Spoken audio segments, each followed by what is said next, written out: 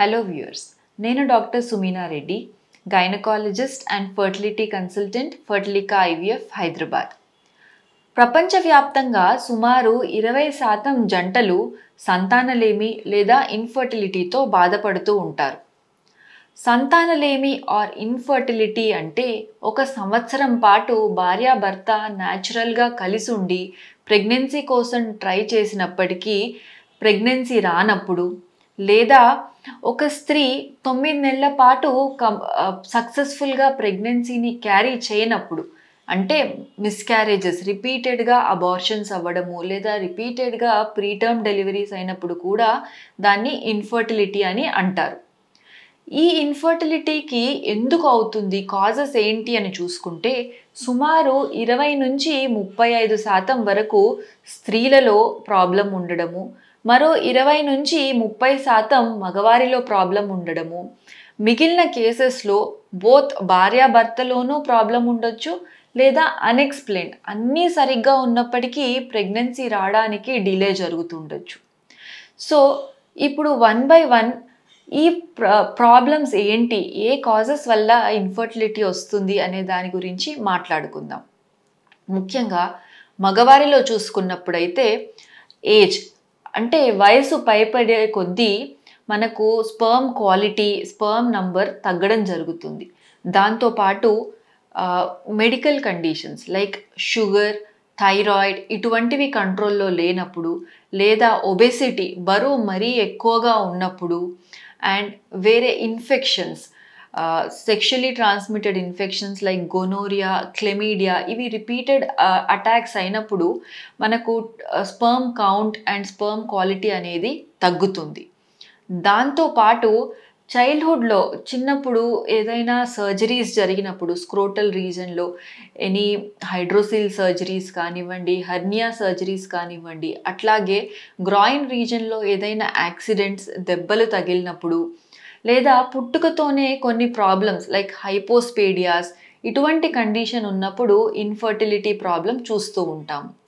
దాంతోపాటు ముఖ్యమైన reason varicocele, అంటే మనకు స్క్రోటమ్ చుట్టూ, టెస్టిస్ చుట్టూ టెంపరేచర్ మరీ ఎక్కువగా ఉండడం. దానికి ముఖ్యమైన రీజన్ వారికోసిల్, అంటే టెస్టిస్ చుట్టూ ఉన్న బ్లడ్ వెజల్స్, రక్తనాళాల్లో బ్లడ్ అధికంగా ప్రవహించి అవి టార్చర్స్గా తయారై వారికోసిల్ లాగా ఫామ్ అవుతుంది. ఈ వారికోసిల్ ఉన్న వారికి టెస్టిస్ చుట్టూ టెంపరేచర్ ఎక్కువ ఉండడం వల్ల వారికి స్పర్మ్ ప్రొడక్షన్ తక్కువగా ఉంటుంది. దాంతోపాటు టైట్ క్లోత్స్ వేసుకోవడము, హాట్ బాత్స్, సానా ఎక్కువగా చేస్తున్నవారు, ఇటువంటి వారిలో కూడా స్పర్మ్ ప్రొడక్షన్, స్పర్మ్ నంబర్ తక్కువగా ఉంటుంది. దాంతోపాటు ముఖ్యంగా లైఫ్ స్టైల్ హ్యాబిట్స్, అంటే స్మోకింగ్, ఆల్కహాల్, ఇల్లీగల్ డ్రగ్స్, ఇటువంటివి వాడుతున్న వారిలో కూడా స్పర్మ్ కౌంట్ చాలా తక్కువగా ఉంటుంది. అండ్ మనకు ఒక నార్మల్ మనిషిని చూసి స్పర్మ్ కౌంట్ నార్మల్గా ఉందా, అబ్నార్మల్గా ఉందా అని చెప్పడం వీలు పడదు. సో ఎట్లా ఉంది అని తెలియడానికి చేసే బేసిక్ టెస్ట్ స్పర్మ్ అనాలిసిస్.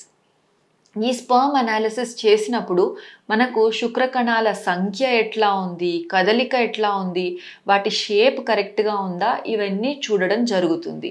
ఒకవేళ ఈ స్పర్మ్ అనాలిసిస్ అబ్నార్మల్గా ఉన్నట్టయితే, అంటే minimum sperm concentration 15 million per ml కంటే తక్కువ ఉన్నా, వాటి కదలిక 30% కంటే తక్కువ ఉన్నా, ఆర్ నార్మల్ ఫార్మ్స్ 4% కంటే తక్కువ ఉన్నా, వెంటనే డాక్టర్ని సంప్రదించి ఎందుమూలాన ఇవి ఇట్లా తక్కువ ఉన్నాయో చూపించుకోవాల్సి ఉంటుంది. దీనికోసం కొన్ని basic blood test, ultrasound scan and some genetic టెస్ట్లు చేయడం జరుగుతుంది. ఇందులో మనకు రెక్టిఫై కాగలిగిన కాజెస్ ఏమన్నా ఉంటే మందుల ద్వారా, విటమిన్స్, యాంటీ ఆక్సిడెంట్స్ ద్వారా, అట్లాగే లైఫ్ స్టైల్ చేంజెస్, అంటే స్మోకింగ్, ఆల్కహాల్ లాంటివి మానేయడము, మంచి ఆహారం తీసుకోవడము, ఆకుకూరలు, కూరగాయలు ఇవన్నీ మన డైట్లో ఉండేటట్టు చూసుకోవడము, రోజు కొద్దిపాటి సేపు ఎక్సర్సైజ్ చేయడము, బరువుని కంట్రోల్లో ఉంచుకోవడం ద్వారా స్పర్మ్ క్వాలిటీని ఇంప్రూవ్ చేసుకోవడం జరుగుతుంది. ఒకవేళ స్పర్మ్ క్వాలిటీ, స్పర్మ్ నంబర్ మరీ తక్కువ ఉంది లేదా మొత్తమే 0 ఉంది, ఈ కండిషన్ని అజూస్పర్మియా అంటారు. ఇటువంటి కండిషన్లో కూడా అసలు ఎందుకు తక్కువ ఉంది చెక్ చేసుకొని టీజా ఆర్ టెస్టిక్యులర్ బయాప్సీ లాంటిది చేయించడం ద్వారా మీ ఓన్ స్పర్మ్స్తో మీరు ప్రెగ్నెన్సీని ప్లాన్ చేసుకోవడానికి వీలు పడుతుంది. దానికి అవసరమైతే ఐయుఐ లేదా ఐవీఎఫ్ లాంటి ట్రీట్మెంట్స్కి వెళ్ళవచ్చు. సెకండ్, ఆడవారిలో అసలు ప్రెగ్నెన్సీ ఎందుకు రాదు, ఇన్ఫర్టిలిటీ కాజెస్ ఎందుకు అని చూసుకుంటే ముఖ్యమైనది ఓవ్యులేటరీ డిస్టర్బెన్స్, అంటే గుడ్డు టైంకి పెరగకపోవడం. దీనికి ముఖ్యమైన రీజన్ పాలిసిస్టిక్ ఓవరీస్, అంటే గర్భసంచి పక్కన ఉన్న అండాశయాల్లో నీటి బుడగలు లేదా వాటర్ బబుల్స్ అని చెప్పుకుంటాము. ఈ పాలిసిస్టిక్ ఓవరీస్ ఉన్న వాళ్ళలో టైంకి గుడ్డు పెరగదు కాబట్టి ఫర్టిలిటీ అనేది లేట్ అవుతుంది. దాంతోపాటు థైరాయిడ్ కరెక్ట్గా కంట్రోల్లో ఉండకపోవడము, షుగర్ కరెక్ట్గా కంట్రోల్లో ఉండకపోవడము, లేదా ప్రోలాక్టిన్ అనే హార్మోన్ మరీ ఎక్కువ ఉండడము, వీటి వల్ల కూడా టైంకి గుడ్డు రిలీజ్ అవ్వదు. దాంతోపాటు ట్యూబల్ బ్లాక్స్, అంటే ఫెలోపియన్ ట్యూబ్స్లో ఎక్కడైనా బ్లాక్ ఉంటే కూడా న్యాచురల్ ప్రెగ్నెన్సీ వీలు పడదు. ఫెలోపియన్ ట్యూబ్లో బ్లాక్స్ రావడానికి ముఖ్యమైన రీజన్ ఇన్ఫెక్షన్స్. దాంతోపాటు ముందర ఏదైనా సర్జరీస్ అయినా లోపల అడ్హెషన్స్ ఉన్నా కూడా ట్యూబ్స్ బ్లాక్ అవ్వడం జరుగుతుంది. Next important cause uterine cause, అంటే గర్భసంచిలో గడ్డలు కానీ కణుతులు కానీ లేదా గర్భసంచి మధ్యలో అడ్డుపొర కానీ ఉన్నట్టయితే కూడా ఫర్టిలిటీ డిలే అవుతుంది. వీటన్నిటితో పాటు చిన్న ఏజ్లో ఏదైనా కీమోథెరపీ లేదా క్యాన్సర్ ట్రీట్మెంట్ లాంటివి చేసుకున్నారా? కొన్నిసార్లు వయసు కంటే, అంటే నార్మల్గా 35 to 40 వరకు కూడా ఎగ్ క్వాలిటీ బాగుండాలి, కానీ కొంతమందికి 35 years లోపే గుడ్లు తగ్గిపోవడం జరుగుతుంది. దీన్ని ప్రీమెచ్యూర్ ఓవేరియన్ ఇన్సఫిషియన్సీ అంటారు. ఇటువంటి కండిషన్లో కూడా మనకు ఇన్ఫర్టిలిటీ కాజెస్ పెరుగుతాయి.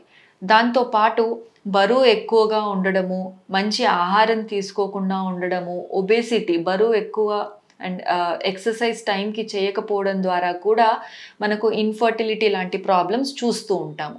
ఇటువంటి సిమ్టమ్స్ ఉన్నప్పుడు కంపల్సరీ డాక్టర్ని కన్సల్ట్ అయ్యి కొన్ని బ్లడ్ టెస్ట్, అవసరమైతే స్కానింగ్ చేయించుకుంటూ ఫర్టిలిటీ ట్రీట్మెంట్, అంటే గుడ్డు పెరగడానికి మందులు, దాంతోపాటు పెరుగుతుందా లేదా చెక్ చేయించుకుంటూ భార్యాభర్త కలిసి ఉండడం, అవసరమైతే ఐయుఐ ఇంట్రాయుట్రైన్ ఇన్సెమినేషన్, అంటే భర్త యొక్క శుక్రకణాలని ఒక చిన్న ట్యూబ్తో భార్య లోపలికి రిలీజ్ చేయడము, లేదా కొన్నిసార్లు IVF are test tube baby పద్ధతి ద్వారా కూడా మనం ఫర్టిలిటీని అచీవ్ చేయవచ్చు. కాబట్టి పిల్లలు 1 సంవత్సరం ప్రయత్నం చేసిన తర్వాత కూడా కలగకపోతే ఒక మంచి డాక్టర్ని సంప్రదించి ఎందుకు మనకు పిల్లలు కలగట్లేదు అనే టెస్ట్లు ఇద్దరు భార్యాభర్త చేయించుకోవాల్సి ఉంటుందండి.